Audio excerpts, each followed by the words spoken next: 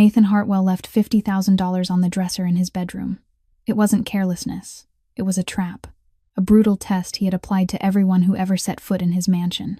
And until that day, no one, absolutely no one, had ever resisted. Secretaries, drivers, bodyguards, housekeepers. Sooner or later, the money always disappeared. But when Emma Sullivan, a cleaning lady in her simple uniform and worn-out shoes, walked into that room, believing she was completely alone, she did something so unexpected, so unimaginable, that it made the Mafia boss standing behind the door question everything he had ever believed about human nature. And what began as a test became the most touching and inspiring story you will see today. Nathan Hartwell stood in the bedroom, his gaze icy as it rested on $50,000 scattered across the dark wooden dresser. He was 37, tall, with a sharp-featured face that looked as if it had been carved from stone. To the outside world, he was a successful real estate businessman, the owner of dozens of buildings across Chicago. But in the shadows, he was the man before whom the entire underworld had to bow its head. Nathan Hartwell controlled half this city, and no one dared challenge his power. Nathan didn't believe in ghosts, but he believed in the darkness of the human heart. After a decade of watching people fail him, the $50,000 on the dresser wasn't money, it was a verdict waiting to be delivered. Nathan picked up the phone and dialed. His cold voice carried through the line. "Miss Sullivan, this is Nathan Hartwell. You can start today." On the other end, a gentle female voice replied, "Yes, sir. I'll come right away." Nathan ended the call and looked at the money on the dresser once more. $50,000. Enough to change anyone's life. Enough to buy anyone. He'd proven that dozens of times already. An hour later, the doorbell rang. Nathan went down the stairs, each step steady and unhurried. He opened the heavy wooden door and saw her. Emma Sullivan stood at the entrance, wearing a simple gray uniform. She was 27, her features delicate but carrying the weary look of someone worked far past her limits. Her brown hair was tied neatly back, but what caught Nathan's attention was not her face or the uniform. It was her shoes. Worn thin, the heels ground down by time, yet they had been cleaned, carefully, down to every stitch. Poor, but with self-respect, Nathan thought. That meant nothing. Everyone had a price. "Miss Sullivan, come in," Nathan said curtly. Emma stepped inside, and the second thing that drew Nathan's notice happened. She did not lower her head. She did not avoid his eyes the way others did. Emma looked straight at him, her gaze clear and unflinching. Most people trembled in Nathan's presence, even when they did not know who he truly was. There was something about him that made fear rise by instinct alone, but this girl did not. "Thank you for giving me this opportunity," Emma said, her voice calm. Nathan did not answer, only turned away. "Follow me." He led Emma through the rooms, introducing the work in short, spare terms. The living room needed dusting every day. The kitchen had to be kept absolutely clean. His office, no one was allowed inside without permission. Emma listened, nodded, took in everything. She did not ask him to repeat anything, did not complain, only watched and remembered. As they moved along the hallway, Nathan asked in an indifferent tone, "How long have you been doing this work?" "5 years, sir," Emma replied. "What about your family?" The question sounded like small talk, but in truth, Nathan was collecting information. He always did. Emma was silent for a moment. "My parents died when I was little. I have a younger sister. She's in the hospital." "What illness?" "A serious one, sir. She needs long-term treatment." Nathan nodded, saying nothing more. In his mind, everything was already clear. An orphaned girl with a younger sister gravely ill, working 2 or 3 jobs to pay hospital bills. She needed money. She desperately needed money. And $50,000 was lying on the dresser in his bedroom. Nathan almost felt pity. The outcome was set. They stopped in front of the master bedroom. Nathan pushed the door open, revealing a vast room with a king-size bed, expensive furnishings, and the dark wooden dresser where $50,000 waited. "My bedroom needs special attention," Nathan said. Emma looked into the room, then nodded. "I understand, sir. I'll take care of everything carefully." Nathan turned away, but he did not go far. Quietly, he positioned himself behind a slightly open door at the end of the hallway, the perfect place to watch without being discovered. His heart beat a little faster, not from suspense, from certainty. He had done this dozens of times, and every time, the result was the same. His first secretary took the money after 3 days. His private driver took it after a week. The previous housekeeper only held out for 2 days. All of them had reasons. All of them had circumstances. But in the end, all of them took the money. Nathan clenched his hand, his knuckles turning white. Here it was. Once again, he knew the result before it happened. Everyone had a price. Everyone did. Footsteps sounded in the hallway. Light, steady, one step at a time. Nathan stood behind the slightly open door, holding his breath as he listened. Emma Sullivan was coming closer. She stopped at the bedroom, gently pushed the door, and stepped inside. The vast room opened before her. A king-size bed with charcoal gray bedding, expensive oak furnishings, abstract paintings on the walls. Everything carried the stamp of masculinity, power, and wealth. Emma set her bucket and cleaning supplies down in the corner. She began arranging bottles of cleanser and wiping cloths, preparing for the work. Everything was normal, until she lifted her head and saw the dresser. Emma froze. The hand holding the glass cleaner suddenly went slack. The bottle slipped from her fingers and hit the floor with a hard, dry sound in the silent room. She did not pick it up. She could not move. Her eyes locked on the bills scattered across the dark wooden dresser. $50,000. Behind the door, Nathan watched every movement. He saw her eyes widen, saw her hands tremble, saw her skin pale just a little. He had seen this reaction dozens of times. The first shock, then the calculating, then the act. Here we go again, Nathan thought. She'll take it, like everyone else. It's only a matter of time. Emma stood motionless for a long while. Then she bent down, picked up the glass cleaner, and placed it in the bucket. She drew in a deep breath and stepped toward the dresser. Nathan clenched his hand. Here it was. This moment, the moment when everyone became the same. Emma moved up to the dresser. Her hand touched the bills. Trembling fingers slid across the $100 notes. Nathan almost wanted to turn away. He did not need to watch any longer. He already knew what would happen. But then Emma did something he never expected. She picked up each bill, but not to stuff it into her pocket. She began to stack them back together, neatly, precisely, by denomination. Her lips moved as she counted under her breath. 1,000, 2,000, 3,000. Nathan stood rigid. He could not believe what he was seeing. Emma kept counting, one bill at a time, careful as if she were holding priceless relics. 10,000, 20,000, 30,000, 40,000, 50,000. When she finished, she nodded, as if confirming the total. Then she did something even stranger. Emma reached into her pocket and pulled out a small scrap of paper and a pen. She wrote something on it, her handwriting tidy and clear. Nathan tried to see, but he could not make out the words. She placed the note on top of the neatly stacked money in the middle of the dresser. $50,000 found on the dresser, counted and organized meticulously. Emma Sullivan. Then Emma did something that left Nathan completely unmoving. She closed her eyes, pressed her hands together before her chest, and whispered, "Thank you, God, for giving me honest work. Please help me always do what is right, no matter how hard it gets. Amen." Nathan could not breathe. He stood behind the door, gripping the wooden frame to keep his balance. 12 years. 12 years he had used this test. Dozens of people had walked into this room. Dozens had seen that money, and all of them, not a single exception, took it. Some took it immediately. Some waited a few days. Some took a little at a time, thinking he would not notice. But in the end, all of them took it. No one stacked the money again. No one wrote a note. And certainly, no one prayed to thank God for having honest work. No one. Until today. Until Emma Sullivan, the girl who lived with such simple dignity, and the sister lying in a hospital bed. The girl who needed money more than anyone he had ever tested. But she did not take it. Emma opened her eyes and drew in a slow breath. Then she turned her back on the dresser, picked up the glass cleaner, and began wiping the windows, as if nothing had happened. As if $50,000 were just another ordinary part of cleaning.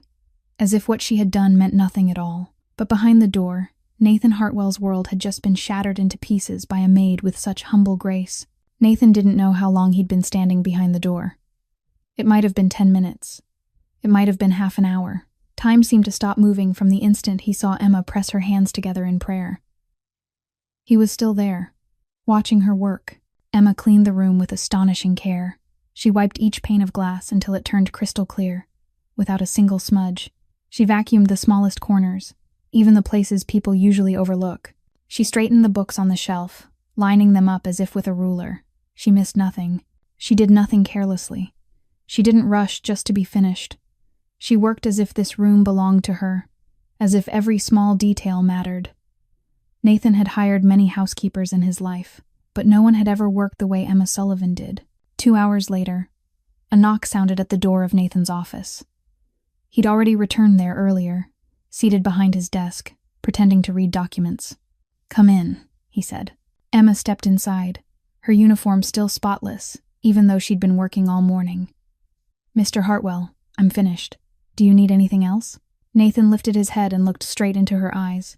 He searched for something, a flicker of worry, a trace of unease, any sign at all that she was hiding something. But there was nothing, only those clear eyes looking back at him, only the sincere professionalism, only the calm of someone who'd simply done her job well. "No, Emma," Nathan said, and his voice sounded slightly different, in a way he didn't even notice himself. "You did very well." Emma smiled, and that smile made Nathan hold his breath all over again. It wasn't a polite smile.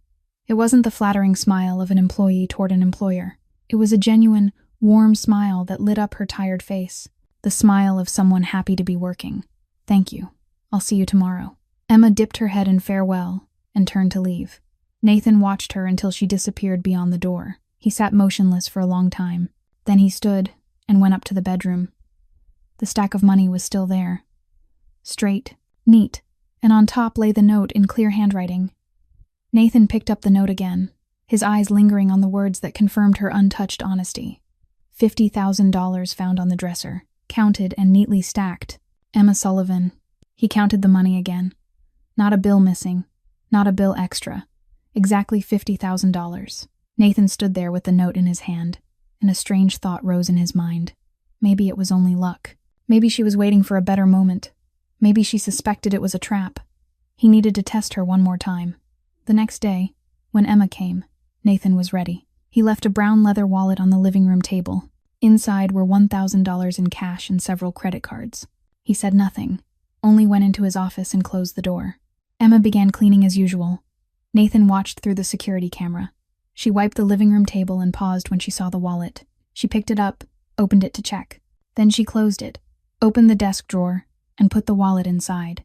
She took out paper and pen, wrote something, and placed the note on the tabletop. When she was done, she continued her work as if nothing had happened. After Emma left, Nathan went to the living room table.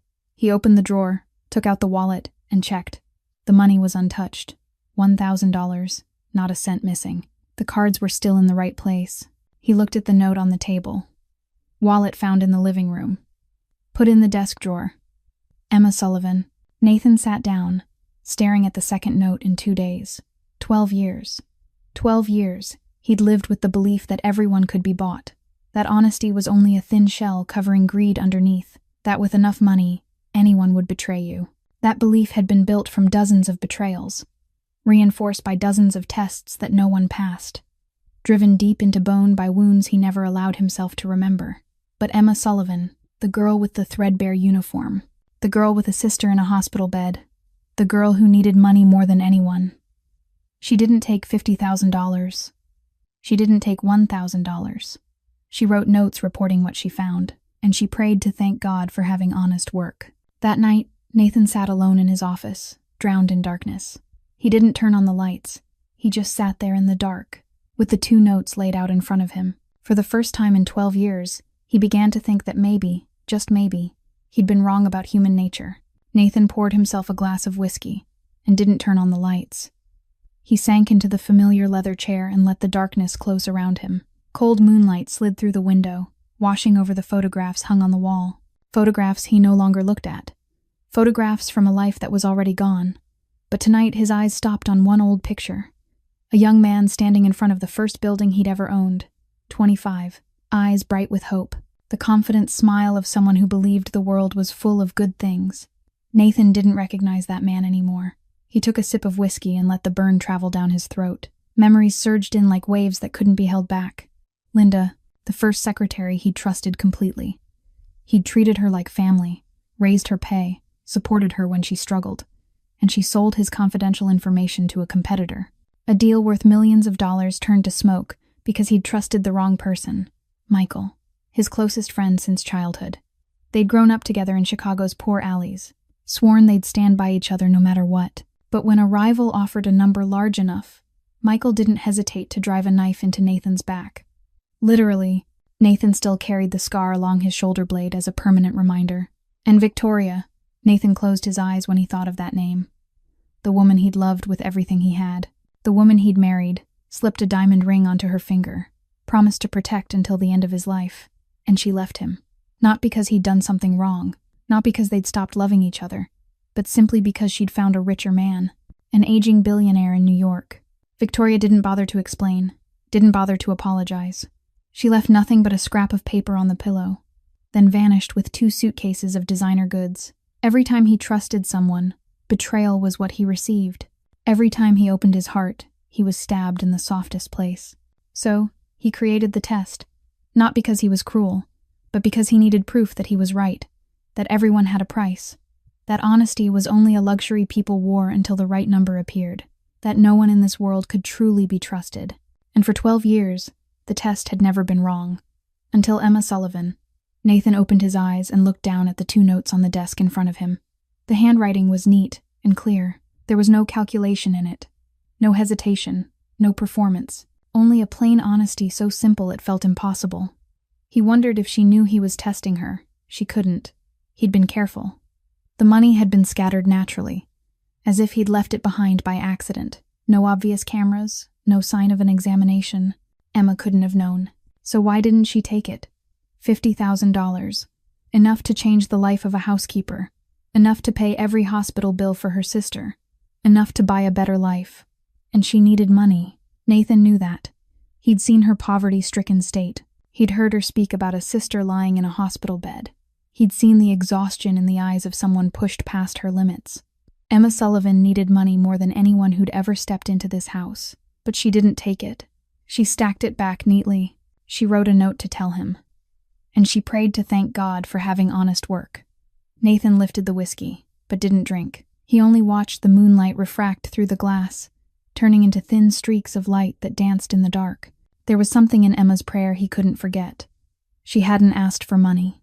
She hadn't asked for a better life. She'd only asked for the strength to do what was right, no matter how hard it became, as if honesty were worth more than any amount of cash. Nathan set the whiskey down on the desk and didn't take another sip. Maybe he needed to give her more time, not to test her, but to understand. To understand how someone could hold on to honesty in a world filled with temptation like this. A week passed since the night Nathan sat alone in the dark, with a glass of whiskey and questions that had no answers. Emma came faithfully every day, working with a care he'd never seen in any employee before, and Nathan began to watch her more. Not to test her, not to hunt for a weakness, but simply out of curiosity. He wanted to understand this girl. He wanted to know what made her so different. Emma didn't know she was being watched. She only did her work the way she always did, but every small detail in the way she moved through the house made Nathan pay attention. She turned off the lights every time she left a room, even if she was only gone for a few minutes. She used just enough floor cleaner, never wasting a single drop. She opened the faucet only as much as she needed to rinse her tools, then shut it off immediately. Small things most people never even noticed, but Emma noticed. One afternoon, Nathan walked into the living room just as Emma was cleaning the windows. He stopped, watched her for a moment, then spoke. "Why are you so careful about saving like that?" Emma turned, a little startled to see him. "Saving, sir?" "Water, electricity. You use every bit as if you're counting every drop," Nathan said. "This isn't your money. You don't need to do that." Emma paused, looking at him as if she didn't understand, as if his question was the strangest thing she'd ever heard. "Sir, this is your money," she replied. "Wasting someone else's money is also a kind of dishonesty." Nathan fell silent. He didn't know what to say. In his entire life, he'd never thought about it that way. For most people, other people's money was something you didn't have to care about, but Emma saw it as part of honesty itself, as if wasting $1 of her employer's money was as wrong as stealing $1 from her employer. Nathan nodded, turned away, and said nothing more. But her answer echoed in his mind for the rest of that day. A few days later, he found another excuse to talk to Emma. She was straightening the books on a shelf, carefully arranging them by height. "How long have you been doing this work?" Nathan asked. 5 years, sir, Emma replied, never stopping her hands. Why did you choose this kind of work? The question made Emma pause. She set a book down and turned to look at Nathan. There was no shame in her eyes. No insecurity, the kind people carried when they did work society called low. Only honesty and self-respect. Any honest work deserves respect, sir, Emma said. God gave me health and hands. It would be ungrateful not to use them. Nathan stood there, looking at a young woman in worn-out shoes, speaking of housework as if it were an honor. It had been a long time since he'd heard anyone talk about work with that kind of respect. In his world, people worked for money, for power, for status. No one worked out of gratitude. That weekend, Nathan called Emma into his office. She stepped in and stood straight in front of his desk like a student before a headmaster. Emma, I'm going to raise your pay, Nathan said plainly, without detours. Emma's eyes widened, clearly surprised. Sir, I'm only doing my job. That's exactly why, Nathan replied. She fell silent for a moment, as if trying to understand what he meant. Then she smiled. That smile, again, drew Nathan's attention. No greed, no calculating look, wondering how much more she could ask for. No rush of someone who'd just been offered more money. Only simple, sincere gratitude. Thank you, Emma said. This means so much to me. She dipped her head, then walked out and returned to her work as usual. Nathan watched her go, and a strange feeling rose in his chest. A feeling he'd forgotten for a long time. Maybe it was respect. On Sunday afternoon, while Emma was dusting the bookshelves in the living room, Nathan's phone rang. He was sitting on the sofa reading the newspaper, but the moment he saw the screen, he shot to his feet. His face went pale. His hand tightened around the phone. A name he didn't want to see. A name he'd been trying to forget for 3 years. Victoria. Nathan stared at the phone screen, his finger rigid over the answer button. The name Victoria flashed like a curse dragged out of the past. He didn't want to pick up. He didn't want to hear that voice. He didn't want to remember what had happened 3 years ago. But in the end, as if controlled by some invisible force, he still lifted the phone to his ear. Nathan, sweetheart. It's Victoria. Her voice was still as sweet as it had ever been, still smooth as velvet, still full of the charm that had once intoxicated him. But now that voice only made him feel ice cold. Victoria, Nathan said, his tone like winter. No greeting, no pleasantries, only her name, spoken as if it left bitterness on his tongue. I know you're angry, Victoria said, lowering her voice as if in remorse. I deserve it, but I need to talk to you. Please give me one chance. Nathan stayed silent, not answering. He waited. Waited to see what she would say next. Waited to see where this performance was going. New York was a terrible mistake, Nathan, Victoria went on, her voice trembling as if she were holding back tears. He isn't the man I thought he was. Everything he promised was a lie. You're the only real man I've ever met. I was too blind to see it. Nathan gave a small, silent laugh to himself. He knew exactly what had happened. Victoria had left him 3 years ago to follow an aging billionaire in New York, a man richer than Nathan, at least at the time. She hadn't left an explanation, hadn't asked for a conversation, only a scrap of paper on the pillow and an empty house. Now she was coming back. The billionaire must have found someone younger, prettier, or the money had run out, or both. What do you want, Victoria? Nathan asked bluntly. I want to come back, Victoria said, her voice pleading. Give me a chance to make it right, please. I know I don't deserve it, but I'm begging you. Nathan was quiet for a long time. He didn't love Victoria anymore. That love had died the night he read the note she left behind. But some part of him wanted to know what she was plotting, wanted to understand why she was returning, wanted to see if all women were the same. When are you coming? He asked. Victoria released a relieved breath on the other end. Monday morning. Can I stay for a few days? Just so we can talk. I promise I won't bother you. Fine, Nathan said shortly, and ended the call without waiting for her to say more. He stood there, staring at the screen as it went dark, feeling as if he'd just opened a door that should have stayed locked forever. A small sound made him turn. Emma was standing nearby, a cleaning cloth in her hand, clearly trying to look as though she hadn't heard anything. But the distance was too close, and the call had been too clear. Are you all right, sir? Emma asked softly, her voice worried but not curious. She didn't ask who it was. She didn't ask what was happening. She only cared whether he was all right. Nathan looked at her, comparing Emma to Victoria without even meaning to. One woman asked if he was all right. One woman spoke only about what she wanted. "My ex-wife is coming back," Nathan said, not knowing why he was sharing that with his housekeeper. Emma nodded, showing no surprise and no curiosity, no prying look that wanted details, only a quiet understanding. "If you need privacy, I can adjust my schedule," she said. "I can come earlier or later, whatever works for you." Nathan looked at her, struck by the thoughtfulness. Emma didn't know who Victoria was. She didn't know what their relationship had been, but she understood that this was private, and she was willing to make space for him. "No, Emma." Nathan shook his head. "You don't need to. Keep working as usual. You're an exemplary employee." Emma gave a small smile, dipped her head, and went back to dusting the bookshelf. She didn't ask anything more, didn't comment, only returned to her work as if the conversation had never happened. Nathan stood there watching her for a long time. Then he turned, walked to his office, and closed the door. That night, Nathan couldn't sleep. He lay in bed staring at the ceiling, thinking about the afternoon call. Victoria was coming back. The woman who'd left him when she found someone richer. The woman who'd carved a deep wound inside him. The woman who'd helped turn him into someone who didn't believe in anyone. And he had agreed to let her return. Why? Nathan asked himself that question hundreds of times through the night. He didn't love Victoria anymore. He didn't want her to come back. He knew exactly what kind of woman she was. So why had he said yes? Maybe he wanted to see what kind of act she'd put on this time. Maybe he wanted to prove again that he was right about human nature. Or maybe, deep down, he wanted to compare. To compare Victoria to Emma. To compare the woman who'd betrayed him to the maid who wouldn't take a single dollar. Monday morning, a luxury taxi stopped at the gates of the estate. Nathan stood at the office window, looking down. The car door opened, and Victoria Langston stepped out, 3 years apart, and she still knew how to make an entrance. 2 designer suitcases were pulled from the trunk by the driver. A fitted designer dress hugged her flawless body. Her golden blonde hair had been styled with deliberate effort. Her makeup was perfect, not a single stroke out of place. 34. A former model, Victoria still carried the sharp beauty that had always been hers.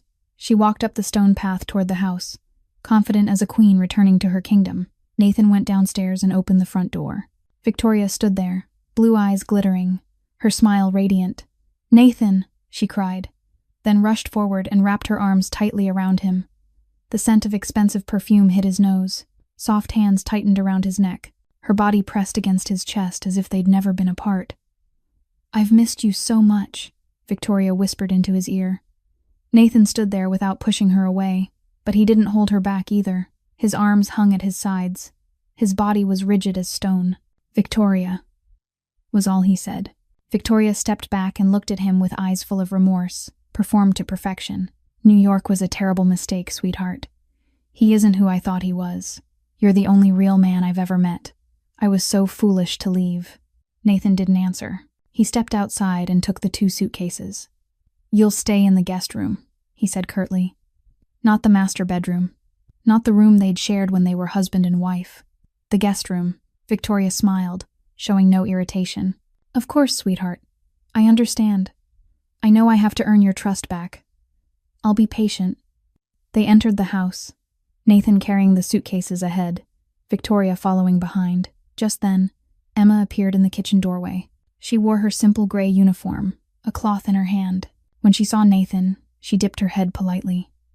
"Good morning, Mr. Hartwell." Victoria stopped and looked Emma up and down. Her gaze swept over the old uniform, the scuffed footwear, the simply tied hair. She assessed Emma the way one assessed a piece of furniture, then turned away without answering the greeting. "Nathan, who is she?" Victoria asked, her tone indifferent. "Emma, our housekeeper," Nathan replied. "Oh." Victoria nodded without interest, as if Emma were part of the wall or the table. Then she turned to Emma, her voice carrying the sound of an order even while it kept a veneer of politeness. "Emma, could you leave us alone? I need to speak with Nathan." Emma nodded, not a word of complaint. "Yes, ma'am." She left quietly, her footsteps light, making no sound. Nathan watched her for a moment, then led Victoria into the living room. In the days that followed, Victoria quickly behaved as if she'd never left. She moved through the rooms, rearranging things to her liking, giving Emma instructions in a voice that stayed polite but hard. Emma, the bathroom needs to be cleaned more thoroughly. I can still see watermarks on the mirror. Emma lowered her head. Yes, ma'am. I'll wipe it again right away. Emma, the towels need to be folded more evenly. Look, the corners aren't lined up. I'm sorry, ma'am. I'll be more careful. Emma, my coffee isn't hot enough. Next time bring it up the moment it's brewed. Yes, ma'am. Emma accepted everything with astonishing patience. She didn't argue back, didn't show irritation, didn't sigh or roll her eyes in resentment. She only nodded, apologized, and corrected it. Each time Victoria found a new fault, Emma received it calmly and improved. Nathan watched it all from a distance. He saw the way Victoria treated Emma. Not rude. Rudeness would have been easier. Victoria treated Emma as if she didn't exist, as if Emma were part of the furnishings. Invisible, yet necessary. Not worth meeting in the eye. Not worth a thank you. Not worth being treated like a human being. Nathan noticed something else, too. Every time he spoke to Emma, even if it was only a brief exchange about the work, Victoria appeared right afterward. She would wedge herself into the conversation, lay a hand on Nathan's arm, pull his attention back to her. And the look in her eyes when she glanced at Emma in those moments was no longer indifferent. There was something else in it. Nathan realized it on Wednesday afternoon, when he praised Emma for arranging the bookshelf so neatly. Victoria was standing in the living room doorway, watching, and in a single instant, before she could hide it, Nathan saw it. Jealousy, calculation, a plan forming behind those glittering blue eyes. Nathan watched from a distance and said nothing. Victoria wasn't rude to Emma. She was worse than that. She treated Emma like part of the furniture, invisible but necessary. And in Victoria's eyes, when she looked at Emma, Nathan began to sense something dangerous taking shape. On Wednesday, Nathan was sitting in the living room reading through some documents when Emma came in. She dipped her head in greeting, then began reporting on the week's work as usual. Nathan set the papers down and listened. Emma spoke about how she'd reorganized the wardrobe in the master bedroom, fixed a curtain that had slipped off its hooks, replaced the air purifier filter because the old one had gotten too dirty. She spoke with detail and clarity, leaving nothing out. Nathan nodded, impressed by her thoroughness. Emma, he said when she finished, you're the best employee I've had in 12 years. Emma looked a little surprised by the compliment. She gave a modest smile and lowered her head slightly. I'm only doing my job, sir. There's nothing special about it. That's what makes it special, Nathan replied. He was about to say something more, but a figure in the corner of the hallway made him stop. Victoria was standing there, leaning against the wall, silently watching the conversation. She didn't come in. She didn't speak. She only stood there and looked on. And in the moment their eyes met, Nathan saw something in Victoria's blue gaze. Those eyes darkened, like a sky before a storm. Emma bowed and left, unaware of Victoria's presence. Nathan watched her go, then looked toward Victoria. She was gone. Nathan remained seated alone, a thread of unease slipping into his chest. He knew Victoria. He knew that look, and he knew it didn't promise anything good. Victoria returned to the guest room and closed the door. She sat down on the edge of the bed, both hands clenched into fists. 12 years. Nathan had just said Emma was the best employee he'd had in 12 years. He'd never said anything like that to Victoria. Never. Not even when they were husband and wife. Not even in their happiest days. Victoria had never heard Nathan praise her with that kind of respect. A housekeeper. A girl with worn-out shoes and a cheap uniform. And Nathan looked at her as if she were the most precious thing in this house. Dangerous, Victoria thought. A housekeeper trusted that much by her employer was a real threat. She had to do something. Victoria began to act. In the days that followed, she watched Emma more closely, asked gentle questions that sounded harmless, reached out for information from outside. She still had plenty of connections in Chicago, people willing to provide details if they were paid the right amount, and Victoria found what she needed. Emma Sullivan, 27, orphaned since childhood. She had a younger sister named Sophie, 22, lying in a hospital with a serious illness. The sister needed long-term treatment, expensive and ongoing. Emma worked 2 jobs at once to pay the hospital bills. She desperately needed money. Victoria smiled as she read the information. She'd found the weak point. Someone who needed money that badly, someone with a sister in a hospital bed waiting to die, couldn't possibly be an angel. No one could stay honest when faced with a large enough sum. And if Emma truly was honest, if she truly couldn't be bought, then Victoria would make everyone believe she wasn't. The final outcome would be the same. Emma would disappear from this house. That night, Victoria made her plan. She sat at the vanity, looking at the Rolex on her wrist. $30,000.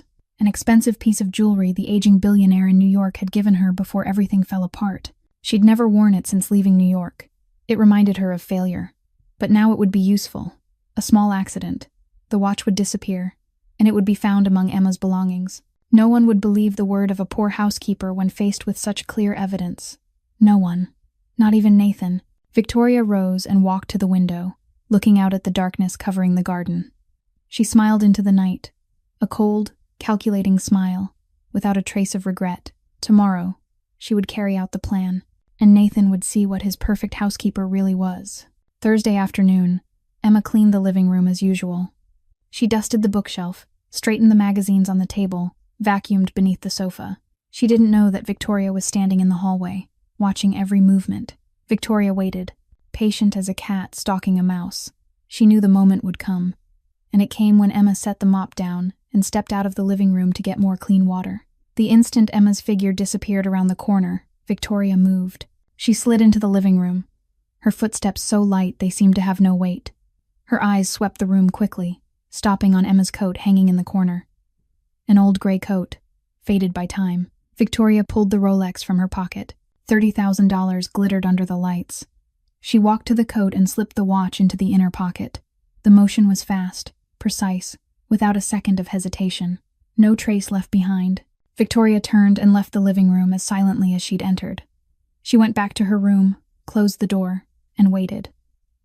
At dinner that night, all three sat at the table. Nathan sat at the head, Victoria at his right, the chair to his left empty. Emma served the meal, placing each dish on the table with her familiar care. She poured wine for Nathan, poured water for Victoria, then quietly retreated into the kitchen. Victoria waited until Emma was standing in the kitchen doorway, close enough to hear but far enough not to join the conversation. Then she began to perform.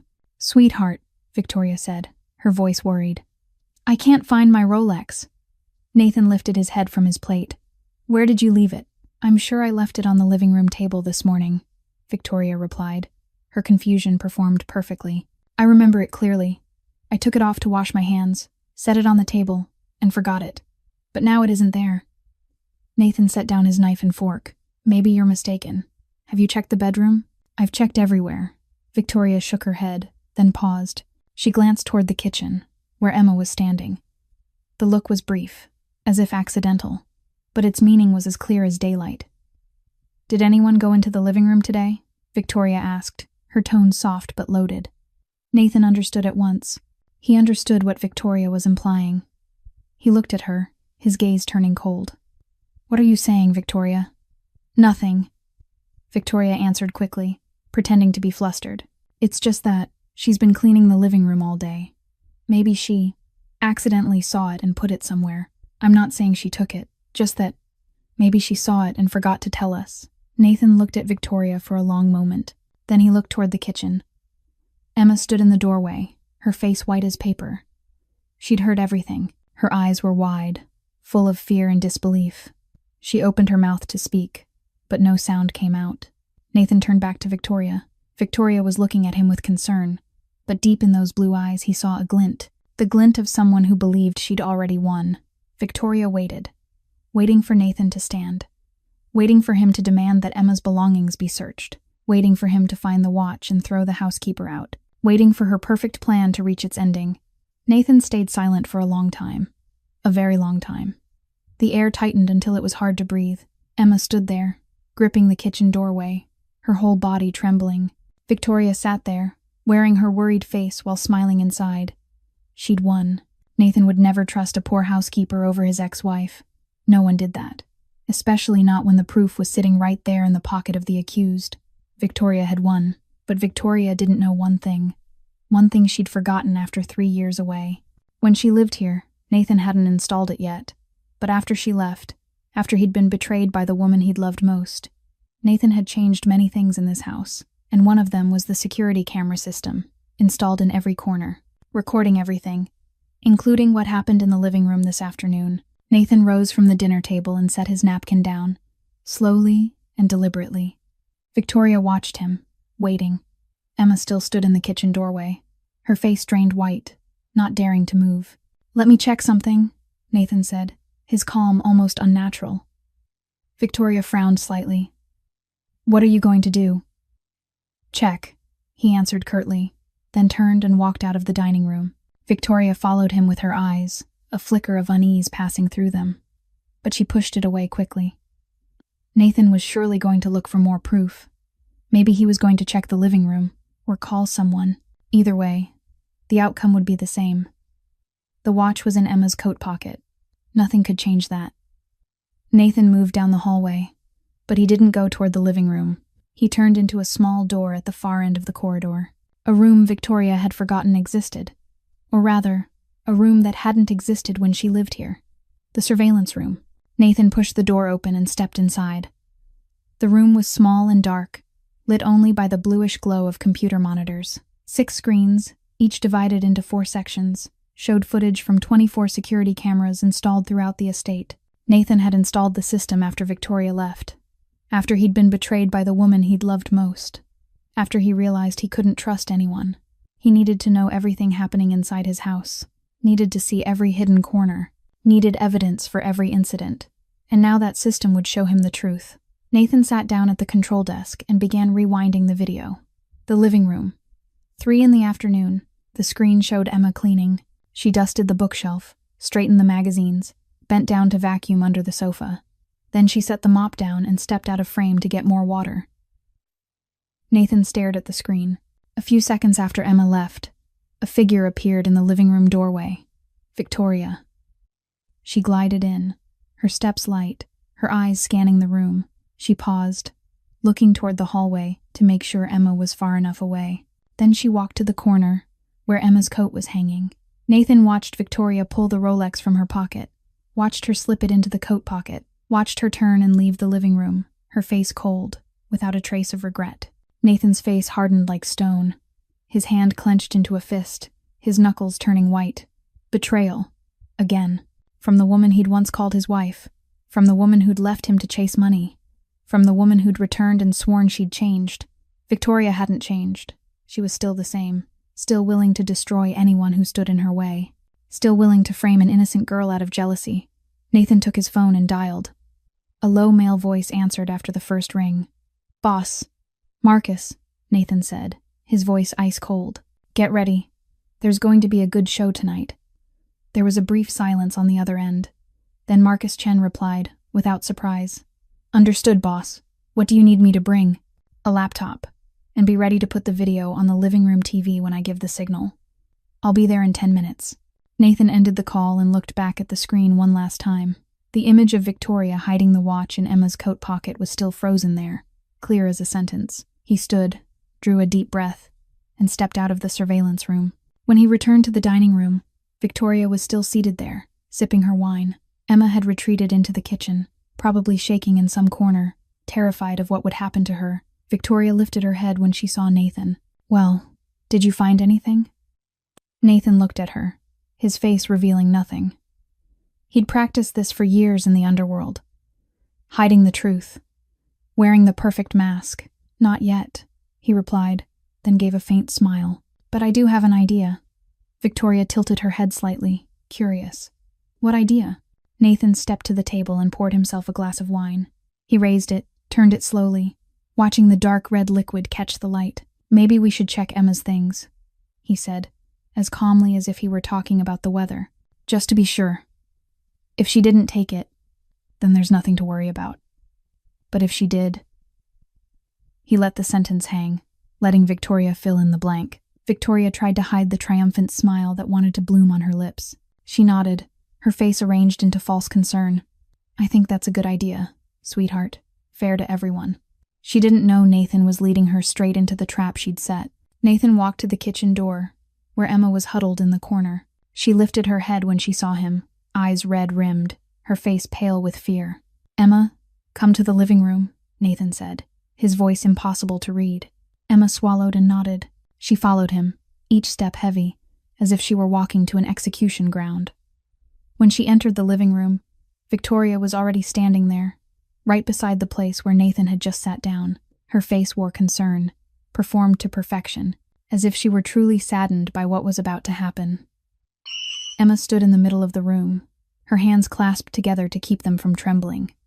She tried to stay calm, but her whole body betrayed her. "Emma," Nathan said, "we have a small problem." Emma looked at him, fighting to keep her voice steady. "What problem, sir?" "Victoria's Rolex is missing," Nathan said, watching her reaction. "Have you seen it?" Emma shook her head immediately. "No, sir. I haven't seen any watch. I've been cleaning the living room all day, but I didn't see a watch on the table or anywhere." Victoria cut in, her tone gentle, as if she were trying to be fair. "Maybe we should check your things, just to rule it out. I don't want to suspect anyone, but that watch is very valuable." Emma went even paler, if that was possible, but she nodded, her voice trembling, still trying to stay composed.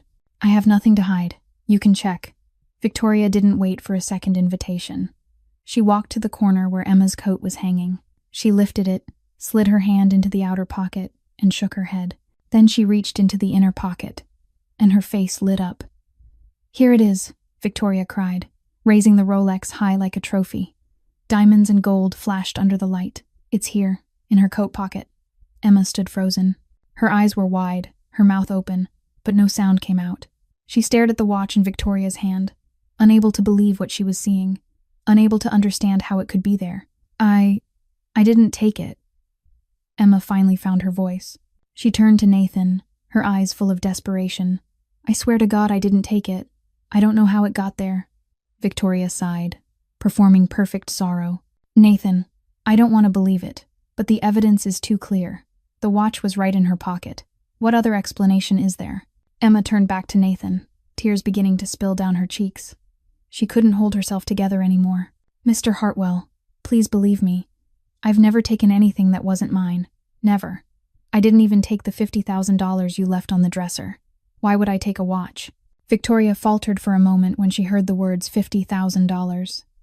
She didn't know about that test, but she recovered quickly. "Maybe that time you were afraid you'd be caught, but this time you thought no one would notice." Nathan sat in silence. He said nothing. Didn't defend Emma. Didn't condemn her. He only sat there, quiet, looking at the two women in front of him. The silence stretched. 1 second. 2 seconds. 10 seconds. 30 seconds. Victoria began to feel victory within reach. Emma began to feel pure despair. Then Nathan spoke, but not what either of them expected. "Marcus," he said calmly. The living room door opened. Marcus Chen walked in, tall, his face like stone, a laptop in his hand. He nodded to Nathan, then moved to the large television mounted on the wall. Victoria frowned, not understanding what was happening. "Nathan, what are you doing?" she asked, her voice threaded with unease. Nathan didn't answer. He only looked at Marcus and nodded. "Put the afternoon security camera footage on the TV." Marcus plugged the laptop into the television and tapped a few keys. The large screen lit up, and the smile on Victoria's face froze, as if the air had turned to ice. The video appeared, clear as day. The living room, 3 in the afternoon. Emma was cleaning, then stepped out of frame. A few seconds later, a figure appeared at the door. Victoria. The footage showed Victoria slipping into the living room, looking around, moving to the corner where Emma's coat was hanging. It showed Victoria pulling the Rolex from her pocket. It showed Victoria sliding the watch into Emma's coat. It showed Victoria turning and leaving, her face cold, without a trace of regret. The room went silent as paper. Emma stared at the screen, then at Victoria, unable to believe her eyes. She lifted a hand to cover her mouth, tears still falling, but now they were tears of relief. Victoria stood there, her face white as death. Her mouth hung open, but no words came. Her eyes were locked on the screen, where the image of her hiding the watch in Emma's coat played again and again like a sentence that could not be denied. Victoria stood there for a few seconds, unable to move. Then, her survival instinct surged to the surface. She had to salvage this. She had to find an explanation. She had to do something. The video was edited, Victoria screamed, her voice sharp and shrill. "Someone edited it to frame me. Nathan, you have to believe me." Nathan looked at her, his gaze cold and unshaken. "My security cameras can't be edited, Victoria. The system records directly to a private server, end-to-end, encrypted. You know that. You lived here for 3 years. Victoria stammered, scrambling for another excuse. Nathan, I was only trying to protect you. She clearly has bad intentions. I saw the way she looks at you, the way she tries to win you over. I just wanted you to see what she really is. The only intention here is yours, Nathan said, his voice cutting like a blade. Emma did nothing wrong. She worked. She was honest. She didn't take a single dollar from me, even when she had the chance. And you hid your watch in her coat pocket to frame her as a thief. Emma stood in the middle of the room, tears still streaming down her cheeks. But they were no longer tears of fear or humiliation. They were tears of relief. She thought she was going to lose everything. Lose her job, lose her name, lose the ability to care for Sophie. But the truth had been exposed, and Mr. Hartwell had believed her. Victoria saw Emma's tears, and it poured gasoline onto the fire. She swung toward Emma, blue eyes now burning with hatred. You, Victoria shouted. What did you do to enchant him? What trick did you use? A poor little housemaid like you. How could you make him trust you that much? Victoria lunged toward Emma, red-painted nails lifted as if to rake her face. But before she could get close, Nathan stepped forward and placed himself between them, his back to Emma, like a wall protecting her from Victoria's rage. That's enough, Victoria, he said, his voice low but heavy with power. Victoria stopped, not daring to take another step. Even in her fury, she still knew who Nathan was. She still knew better than to challenge him when he used that voice. Nathan turned to Marcus, who had stood silent by the television the whole time. Pack Miss Langston's things. She leaves within an hour. Understood, boss. Marcus nodded and moved toward the stairs leading up to the guest room where Victoria was staying. Victoria crumpled. Her knees hit the floor, her hands reaching toward Nathan as if begging. Nathan, please, I love you. I was just jealous. Please give me a chance. I swear I won't do it again. I swear. Nathan looked down at her, his eyes ice cold. No mercy. No hesitation. Only contempt. 3 years ago, you left me for someone richer, he said, every word clear, like a sentence being read aloud. You didn't bother to explain. You didn't bother to say goodbye. You left nothing but a scrap of paper and disappeared. Now you come back, because he left you. Because you have nowhere else to go. I gave you a chance. I let you stay, even though I knew you didn't truly want to come back to me, and you chose to destroy an innocent person to protect your place. Nathan. Victoria tried to speak again, but Nathan had already turned away. Leave, Victoria. Don't come back, he said, without looking at her. Marcus returned downstairs with the 2 designer suitcases. He set them beside Victoria, then helped her to her feet. Victoria didn't resist. She knew it was over. But when Marcus led her past Emma, Victoria stopped. She turned and looked at Emma, blue eyes now dark as a well, full of hatred and a curse. You'll regret it, Victoria hissed through her teeth, her voice low but loud enough for Emma to hear. I'll make you regret taking everything from me. Emma said nothing. She only stood there, looking at Victoria with calm eyes. No fear, no defiance, only silence. Marcus escorted Victoria out, the click of high heels on marble, then the sound of the door opening, suitcases rolling, and finally the slam of the door. Silence settled over the room. Nathan stood by the window, looking out into the night beyond. Emma still stood in the middle of the living room, unsure whether to leave or stay. Then Nathan turned back and looked at her. Are you all right? He asked, his voice gentler than before. Emma nodded, forcing a small smile even though her lips still trembled. Thank you for believing me. Nathan looked at her for a long moment, then nodded. You should go home and rest. I'll see you tomorrow. Emma dipped her head and turned to leave the living room. But inside her, a feeling of unease remained. Victoria's eyes as she left. The threat hissed between clenched teeth. This wasn't the end. Women like Victoria never accepted defeat easily. A week passed since the night Victoria was thrown out of the estate. Little by little, everything settled back into place. Emma kept working as usual. Nathan kept watching her as usual, and the big house slowly grew peaceful again, without the shadow of that greedy woman. On Saturday night, after she finished her work, Emma didn't go home right away. She took 2 buses, crossing the city to Chicago Hospital. The hospital corridor was quiet at this hour. The familiar smell of disinfectant hit her the moment she stepped inside. Emma walked past bright white doors, nodded to a few nurses she knew, then stopped in front of room number 23. She drew a deep breath, trying to wipe the exhaustion from her face, then pushed the door open and went in. Sophie Sullivan lay in the hospital bed, thinner than the last time Emma had visited. Her brown hair had thinned even more from the medication. Her skin looked pale, as if it had lost its life. But when she saw her sister, Sophie's eyes lit up as if sunlight had fallen into them. "Emma," Sophie said, trying to sit up, a radiant smile blooming across her gaunt face. Emma hurried to her and gently eased her back down. "Don't try to sit up. You need rest." She pulled a chair close to the bed, sat, and took her sister's small hand. It was icy cold, bony, yet it still tried to hold on to hers. "How are you feeling?" Emma asked softly. "The doctor says I'm improving," Sophie replied, her smile refusing to fade. "Because you've been paying for my medicine steadily. I've been getting the right treatment. The doctor said if it keeps going like this, maybe in a few months I can be discharged." Emma smiled and tried to hide the weariness pressing down on her shoulders. She didn't want Sophie to worry. She didn't want her to know how many hours she'd been working every day. She didn't want her to know what had happened this past week. But Sophie watched her with the sharp eyes of someone who'd learned to read people from a hospital bed. "Something happened, didn't it? You look sad." Emma meant to say it was nothing, meant to say everything was fine. But looking into her sister's worried eyes, she couldn't lie. She told her about Victoria, not in detail, only in broad strokes, about the woman who'd tried to frame her as a thief, about the accusations, about the moment she thought she was going to lose everything. Sophie listened, eyes wide. When Emma finished, Sophie squeezed her hand tighter, her voice filled with determination despite its weakness. "You didn't do anything wrong. Don't let them make you think you're guilty. You're the best person I know. You never do anything wrong." Emma nodded, her eyes burning. She tried to hold back tears and couldn't. "But there's good news," Emma said, her voice trembling. "Mr. Hartwell, he wants to give me a new chance." "What kind of chance?"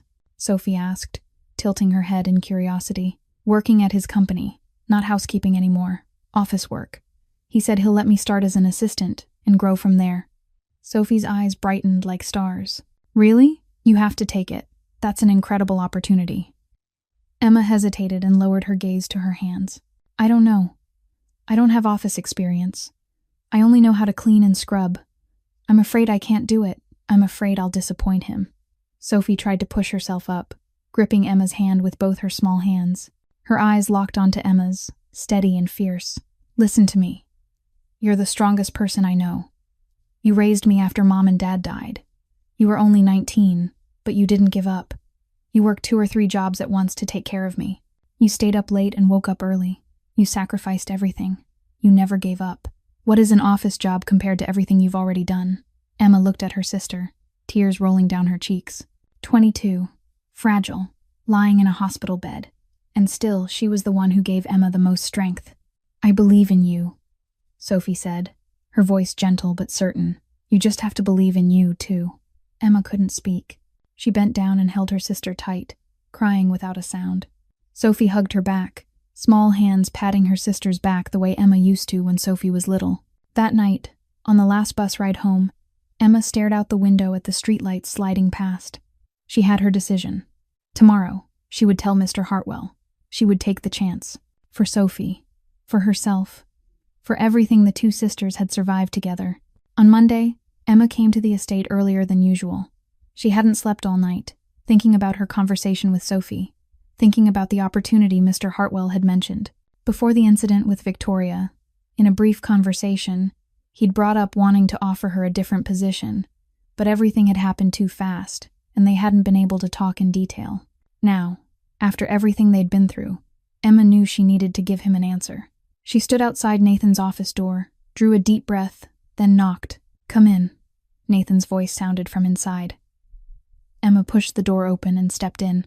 Nathan was seated behind his desk, surrounded by stacks of documents and an open laptop. He lifted his head when he saw her and set his pen down.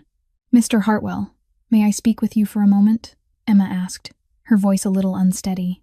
Nathan nodded and gestured for her to sit in the chair across from his desk. Emma sat, hands resting on her lap, trying to keep them from shaking. "I've been thinking about your offer," she said. Nathan leaned back in his chair and waited.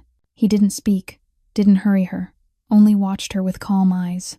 Emma took a breath, then asked the question that had haunted her for days. "I want to ask, why did you choose me? There are so many people out there with experience, with degrees. Why me, a housekeeper? Nathan looked at her for a long time, as if weighing how much to say. Then he spoke, his voice low and clear. Because you're the only person in 12 years who didn't take my money. Emma's eyes widened. She hadn't expected him to know.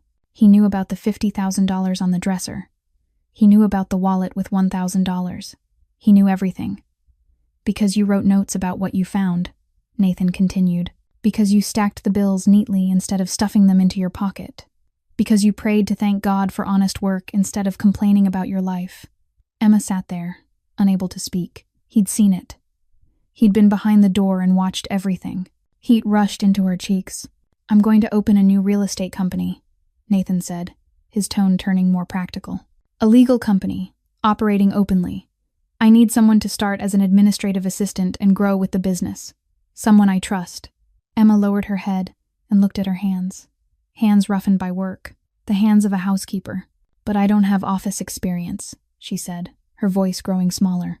I don't know how to use a computer. I don't know how to make reports. I only know how to clean. That's why you start as an assistant, Nathan replied, patient. I'll pay for you to take an evening management course. You'll learn how to use a computer, learn how to make reports, learn everything you need.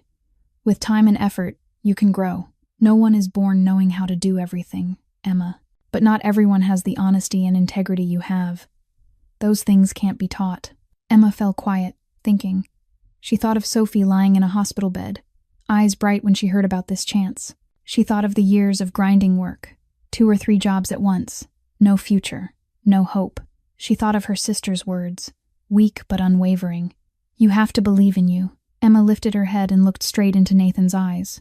If you believe I can learn, she said, her voice trembling slightly, but no longer uncertain. I won't disappoint you. Nathan watched her for a long moment. Then he nodded, a faint smile flickering at the corner of his mouth. I believe you. 2 simple words, but they carried the weight of a promise. Then I accept, Emma said. And when those words left her lips, she felt as if something heavy had been lifted off her shoulders. Nathan nodded, opened a drawer, and took out a folder of documents. You start next Monday. This is the address of the new office, and some basic information. Read it before you come. Emma took the folder with both hands, careful as if she were holding a precious gift. She stood and bowed deeply. Thank you, Mr. Hartwell. I won't disappoint you. Nathan nodded. I know you won't. Emma turned and walked out. When the door closed behind her, she stopped in the hallway, clutching the folder to her chest. For the first time in years, the future no longer felt like a gray wall. It was beginning to hold color. 3 months had passed since the day Emma first walked into the new office of Hartwell's real estate company. 3 months of relentless workdays, late nights of studying, and early mornings waking up to review her lessons. Emma learned how to use a computer, learned how to write professional emails, learned how to answer the phone and take down information. She'd grown used to office work, even though she still made small mistakes. Sometimes she typed the wrong phone number. Sometimes she forgot to schedule a meeting. Sometimes she took too long to find a document in a pile of paperwork. But she was improving. A little every day, a little every week. Nathan watched from a distance, saying nothing, but he saw her effort. Then one day, Nathan called Emma into his office. He placed a thick file folder on the desk and looked at her seriously. Emma, I have an important task for you. Emma sat up straighter, listening closely.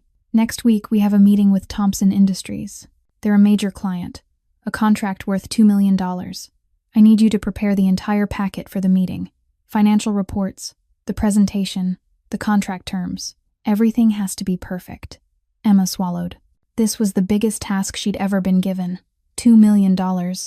She'd never worked with a number that large. Can you do it? Nathan asked, his eyes fixed on her. Emma drew a deep breath. She thought about the past 3 months, thought about everything she'd learned, thought about Sophie waiting for her at the hospital. She couldn't fail. I can do it, she said, her voice steady. Nathan nodded and slid the folder toward her. Emma took it and got to work. She worked all day, all night. She checked every number, every line, every page. She revised the presentation again and again until it was perfect. Or at least, she thought it was perfect. By 2 a.m, her vision had blurred with exhaustion. She stared at the screen and saw 2 files side by side, the draft and the final. She selected one file, attached it to an email, and hit send. Then she collapsed onto the desk and fell asleep, not knowing she'd just made a serious mistake. The next morning, Emma was jolted awake by her phone ringing. Nathan's number. She answered, her voice thick with sleep. "Emma, come to my office. Now." Nathan's voice was ice cold. Emma had never heard him speak like that. She hurried into Nathan's office. He was seated behind his desk, his laptop screen turned toward her. On the screen was an email from Thompson Industries. "Is this a joke?" That was the subject line. Emma looked at the attached file she'd sent the night before, and the blood in her body turned to ice.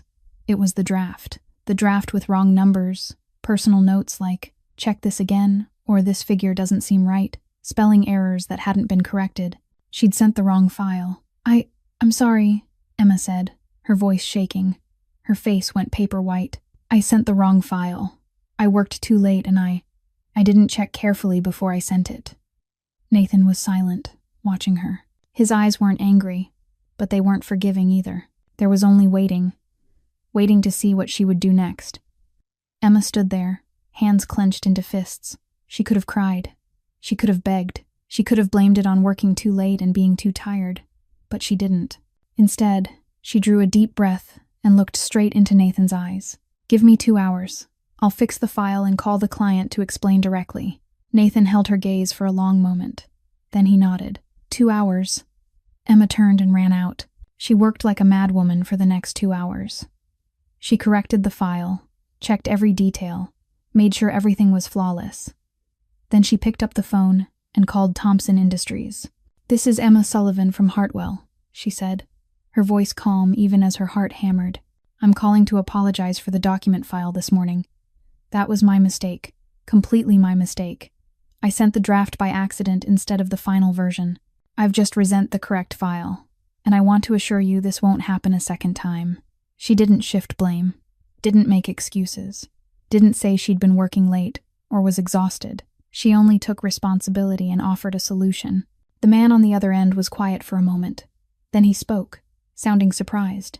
"Miss Sullivan, I appreciate your honesty. Most people would try to cover it up or blame someone else. You didn't. We'll review the new version and get back to you." Emma ended the call and let out a breath she hadn't realized she was holding. She'd saved the contract.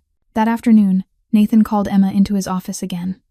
She stepped in, bracing herself for a long lecture about carelessness, but Nathan only looked at her and said, "You corrected your mistake better than I expected." Emma lowered her head. "I learned my lesson. I'll never repeat this mistake." Nathan nodded, his eyes softening slightly. "Everyone makes mistakes, Emma. What matters isn't never being wrong. What matters is how we stand back up afterward." 6 months had passed since the day Emma first walked into the Hartwell office with trembling hands and a heart full of anxious dread. 6 months of tests, mistakes, lessons, and steady progress. Now, when she looked back, Emma almost didn't recognize herself. She had changed completely. She was no longer the timid housekeeper, head bowed in front of everyone. Now she was a confident office employee, dressed in neat business clothes, wearing new shoes she'd bought with her own paycheck. She'd completed the evening management course with the highest score in the class. The instructor had praised her as the most diligent student he'd ever met. Emma didn't tell anyone that she studied until 2 a.m. every night after work. She didn't say that she reread the materials on the bus ride to the office every morning. She simply worked quietly, learned quietly, and improved quietly. The company grew faster than Nathan had expected. More contracts, more clients, more pressure, more noise. Nathan had to hire more staff. And Emma, who had once been the shyest new hire, was now the one training the newcomers. "Miss Sullivan, I don't understand this process," a young woman newly hired asked, her face confused as she stared at a pile of documents. Emma smiled and pulled up a chair beside her. "Let me show you. The first step is to sort the documents by date. Then you enter them into the system in order. If anything doesn't make sense, just ask me." The young woman looked at Emma with gratitude, the same way Emma once looked at Nathan when he patiently explained the things she didn't understand. Nathan watched from a distance, standing in his office doorway, seeing Emma guide the new employee. He didn't say anything, but there was a glint of satisfaction in his eyes. The housekeeper in scuffed footwear had become a pillar of the company. One day, Nathan called Emma into his office. She stepped in, no longer trembling the way she had in the beginning. She sat in the chair across from him and waited. "Emma," Nathan said, "are you ready for a bigger responsibility?" Emma looked slightly surprised. "What responsibility, sir?" "Administrative coordinator," Nathan replied. "Managing a team of 5, overseeing the entire office operation. Higher pay, but more challenges too." Emma fell silent for a moment, thinking, a year ago, she didn't even know what an administrative coordinator was. Now she was being offered the position. She thought of everything she'd lived through. The $50,000 test, Victoria's false accusation, the mistake with the Thompson Industries contract. She'd survived all of it. She could survive this too. "I'm ready," Emma said, nodding, her voice firm. Nathan smiled and handed her a new folder. "I knew you'd say that." That afternoon, Emma received a call from the hospital. Her heart tightened the way it always did. But this time, it was good news. "Miss Sullivan, I'm calling with an update on Sophie. Your sister is recovering very well. If everything continues like this, she may be discharged in a few months." Emma lowered the phone, tears rolling down her cheeks. Tears of happiness. She called Sophie immediately. "Sophie, I have good news for you." "What is it, Emma?" Sophie's voice was weak but bright. "I got promoted. Administrative coordinator. I'll be managing an entire team." There was a brief silence on the other end. Then Sophie's laughter rang out. "You deserve it. I'm so proud of you. Do you know something? Ever since you started your new job, every time you tell me office stories, you sound happier. That's what makes me happiest." Emma smiled, holding the phone close to her ear. "The doctor says you'll be discharged soon. We'll finally be together again." That week, Nathan announced the plan to open the company's new headquarters, a major event with clients, partners, and the press. Emma was assigned to coordinate the entire event. This would be the biggest test of her new role. Emma looked out the office window at the Chicago skyline. A year ago, she was a housekeeper, afraid every day about hospital bills for her sister. Now she was the coordinator of a growing company.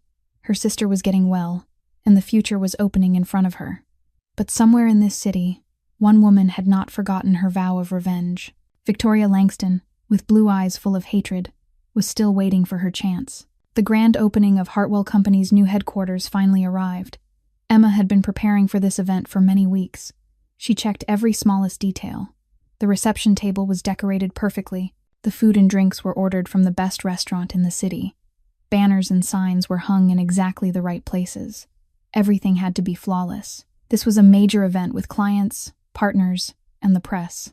This was the company's chance to stake its place in Chicago's real estate market. Nathan stood beside Emma, looking around the main lobby of the new headquarters. He wore a refined black suit, powerful and confident as always. Emma wore a dark blue office dress, her hair neatly pinned up, professional and composed. No one would have guessed she had once been a housekeeper who scrubbed floors for a living.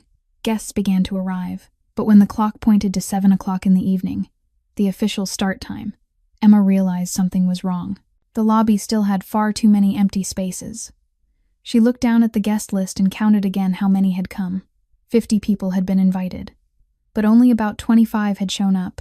"Why are there so few guests?" Emma whispered to Nathan, worry tightening her voice. Nathan frowned, scanning the room. He noticed it too. Many important clients had confirmed they would come, yet their faces were nowhere to be seen. Many partners had promised for certain, yet their seats remained empty. "I don't know," Nathan answered, his voice turning heavier.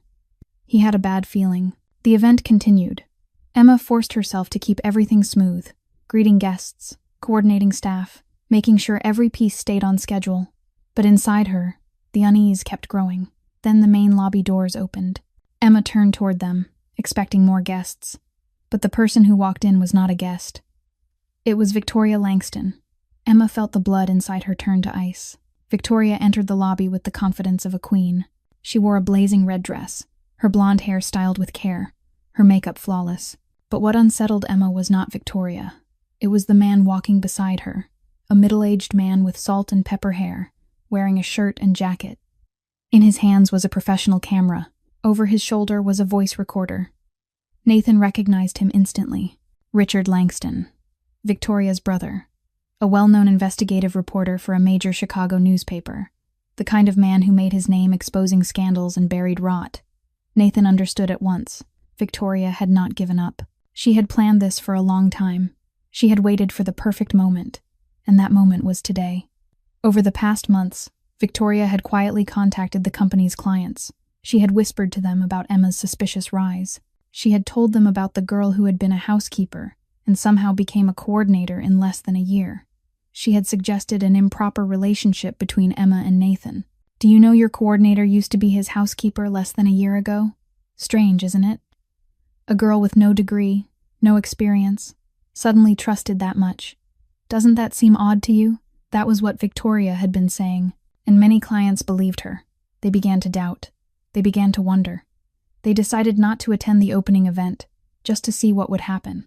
That was why only half the invited guests appeared tonight. Richard moved toward Emma, holding the recorder up. Camera flashes burst in sharp white bursts. Emma stood there, stunned, too startled to react. "Miss Sullivan," Richard said, with the steady voice of a seasoned reporter. "I'm Richard Langston, a reporter. I have a few questions for you. Is it true that not long ago you were still a housekeeper in Mr. Hartwell's home?"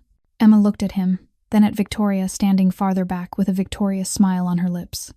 Emma drew a deep breath and held herself steady. "Yes," she answered, her voice not shaking.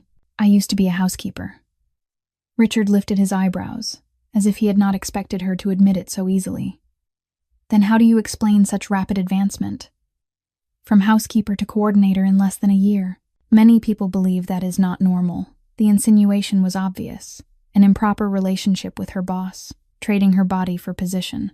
That was what Richard meant without saying it outright. Emma felt her cheeks burn. Eyes from across the lobby turned toward her. Whispering began to ripple through the room. Nathan started to step forward to intervene, but Emma raised a hand to stop him. Victoria stood at a distance, smiling with triumph. This time, she had prepared more carefully. This time, she would not lose. Nathan stepped forward, his face cold as ice. He was about to intervene, about to protect Emma the way he had so many times before. But Emma lifted a hand and stopped him with a gentle motion. She turned and looked at him, her gaze steady. "Let me handle this." That was what her eyes said. Nathan paused, studied her for a moment, then nodded and stepped back. He understood. This was Emma's fight. She needed to get through it on her own. Emma turned to face Richard Langston. She drew a deep breath, feeling her heart pounding in her chest. But when she spoke, her voice was steady in a way that surprised even her. "Mr. Langston," Emma said, meeting the reporter's eyes. "Do you have access to this company's performance results?" Richard blinked at the question. He'd prepared for many scenarios, but not this one. "No," he answered, slightly thrown off. "Then let me show you." Emma walked calmly to the reception table and took out a folder of documents she'd prepared in advance. She always carried these numbers because she was proud of them, because they were proof of everything she had fought for. She opened the folder and lifted it high enough for everyone in the lobby to see. "In the past 6 months, since I started in my new position, this company's productivity has increased 45%, Emma said, her voice clear as it carried through the space. "Operating costs have dropped 20% through process optimization. There hasn't been a single customer complaint about service. Our client return rate is 89%. The business people present began to listen closely. They were business people. They understood the language of numbers, and the numbers Emma had just spoken were not small numbers. These results are the product of working 12 to 14 hours a day, Emma continued, her voice not trembling. They're the product of constant learning, during work hours and after. They're the product of an opportunity given to the right person at the right time. Not a personal favor, not an improper relationship, just work and effort." A businessman standing nearby nodded, impressed. "Numbers don't lie. Those are admirable results." Victoria couldn't take it anymore. She cut in, her voice sharp with bitterness. "But she doesn't even have a college degree. How can someone without a degree produce results like that?" Emma turned to Victoria and didn't look away. She wasn't afraid of this woman anymore. She had faced Victoria in the dark. Now she faced her under the lights, in front of dozens of people.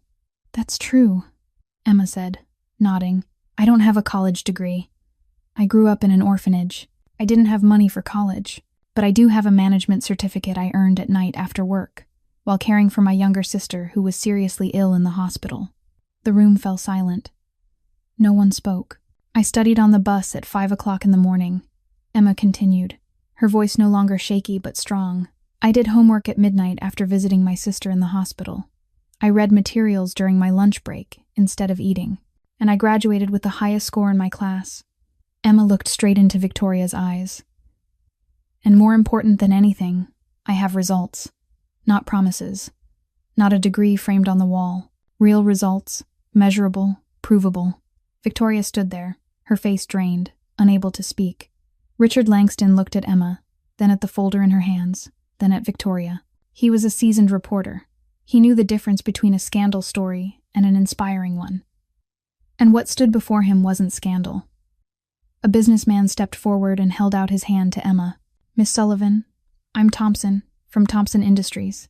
We had a small email incident with you once. Emma recognized him immediately. The client she'd accidentally sent the draft file to. I remember, sir. The way you handled that situation left a lasting impression on me, Mr. Thompson said. And what you said today only strengthens that impression. I want to sign an expanded contract with your company. Then another person stepped up, and another. They shook Emma's hand, traded business cards, expressed interest in partnership. Victoria stood frozen, staring at the scene in front of her, unable to believe it. Her plan didn't just fail, it backfired completely. Instead of destroying Emma, she had accidentally created a stage for Emma to shine. Richard lowered his recorder and stepped closer to Emma. He looked at her with eyes completely different from before. Miss Sullivan, he said, your story deserves to be told, but in a different way. A story about effort and opportunity, not scandal. Emma nodded. Thank you. Richard turned to Victoria and shook his head slightly. Then he turned and walked away. Victoria was left standing alone, abandoned by her own ally.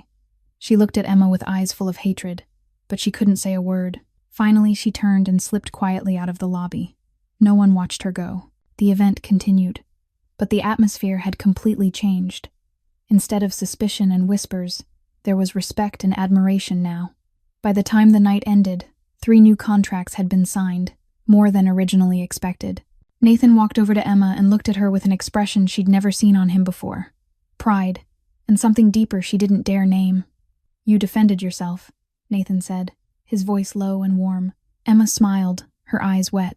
I learned from good people. A week had passed since the turbulent grand opening. Hartwell Company was growing better than ever. 3 new contracts had been signed.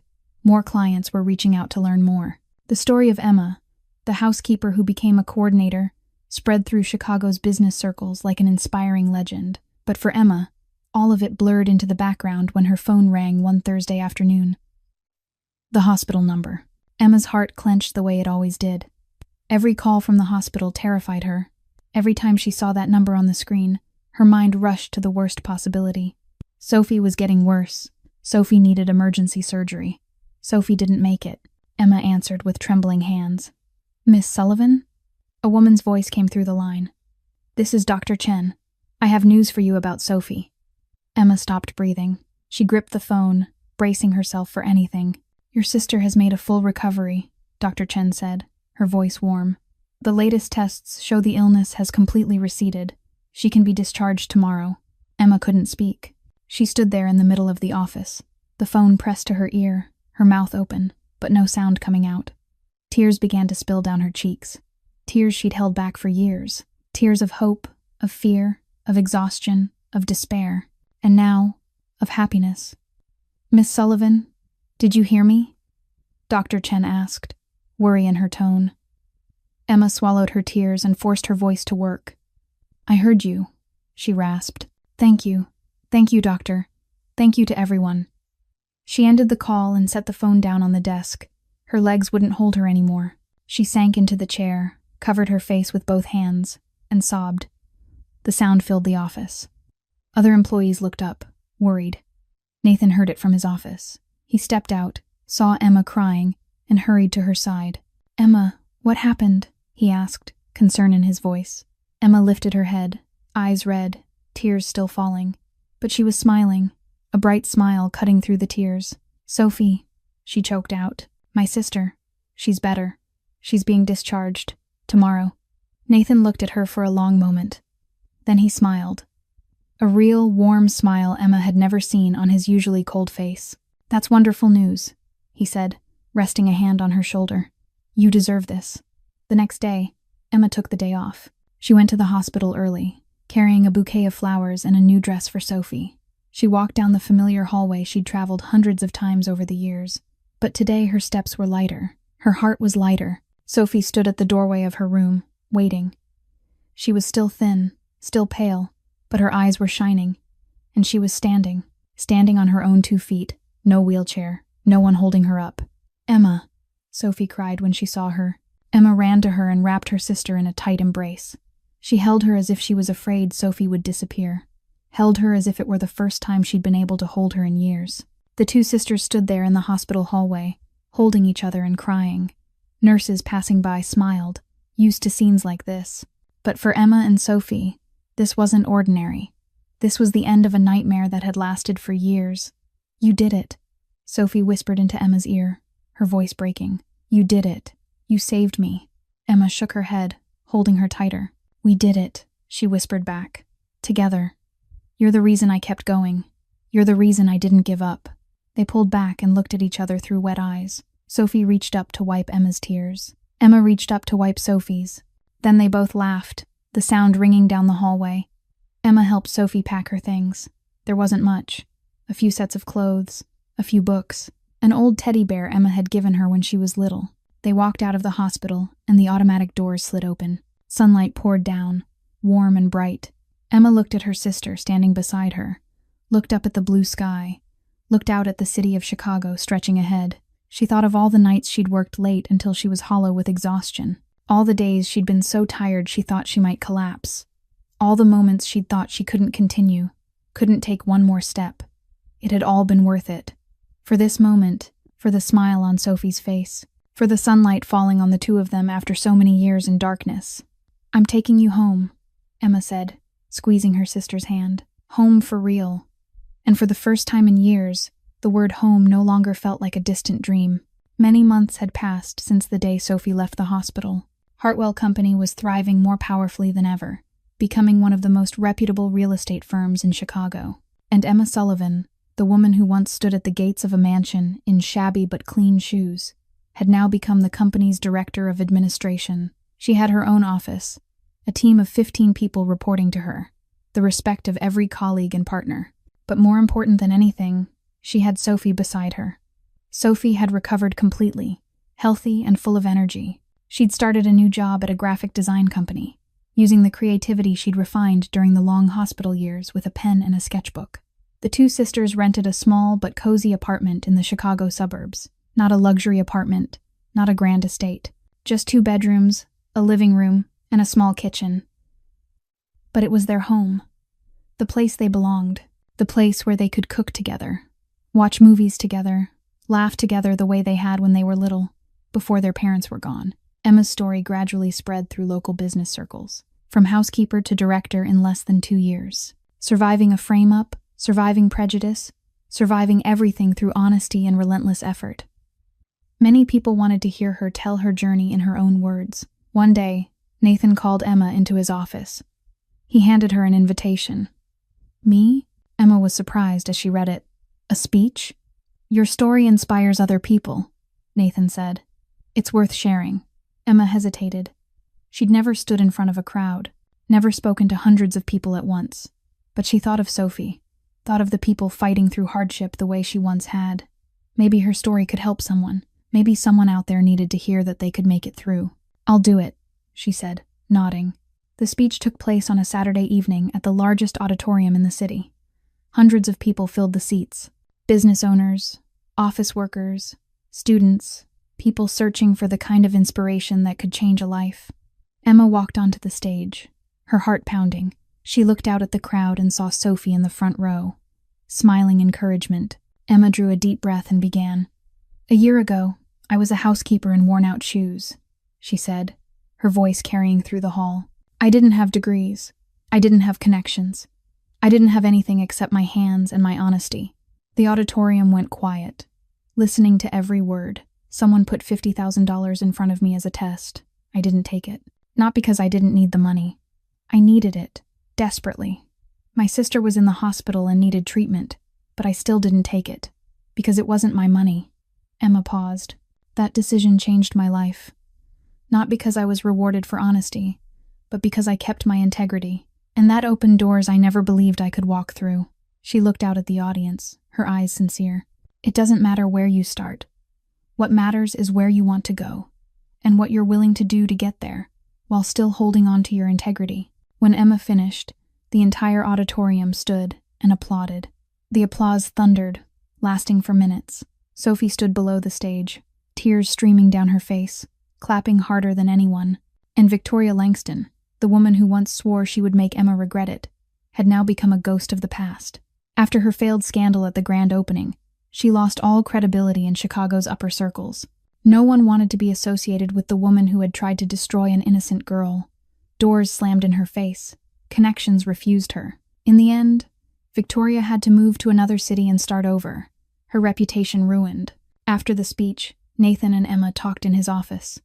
The sunset poured through the windows, turning the room gold. "How do you feel now?" Nathan asked. "Grateful," Emma said with a smile. "Every day, I wake up and I feel grateful for what I have, for Sophie being healthy, for my job, for the opportunity you gave me." "You deserve everything you have," Nathan said. "I only gave you the opportunity. You're the one who made it real." Emma looked at him, her gaze full of appreciation. "You gave me a chance when no one else would." "I'll never forget that," Nathan nodded. "You proved that the right opportunity, given to the right person, combined with real effort, can change everything." Emma turned and looked out the window, where the sunset was painting the city of Chicago in gold. She thought of her journey, from an orphan girl to a director in a major company. From nights crying alone with fear for her sister to days holding Sophie in the home they finally owned in their hearts. "And sometimes," she said softly, "the best revenge isn't bringing down the person who hurt you. It's growing so far beyond them that they stop mattering." Emma Sullivan's story ended here, but the lesson she left behind lingered.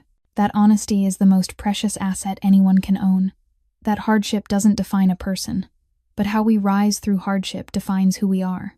That every opportunity can change a life, if we're willing to seize it with sincere effort. If this story touched your heart, please hit the like button to support us. Share this video with the people you love, the ones who might need inspiration to keep going. And don't forget to subscribe and turn on notifications so you don't miss meaningful stories every day. We'd love to know how you feel about Emma's story. Have you ever faced a test of honesty? Have you ever had to push through prejudice and someone else's jealousy? Please share your thoughts and feelings from the deepest part of your heart in the comments below. Every comment is motivation for us to keep bringing you even better stories. Wishing everyone watching this video good health, a joyful life, and peace each day. Thank you for being with us. Goodbye, and see you in the next video.